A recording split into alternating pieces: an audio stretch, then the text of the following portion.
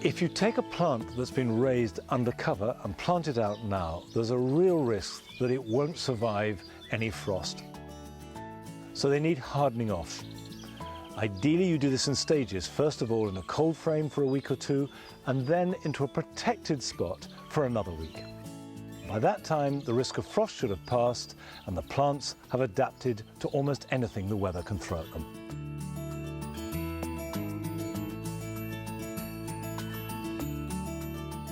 Whilst most herbaceous perennials can be divided, planted or moved in autumn or early spring, grasses are much better left until now and any time over the coming month.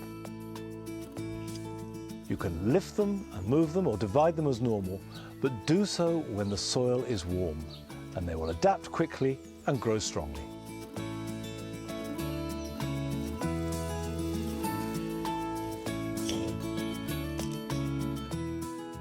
Pumpkins and squashes are very sensitive to cold weather, so it's a bit early to plant them direct, but you can start to raise them under cover.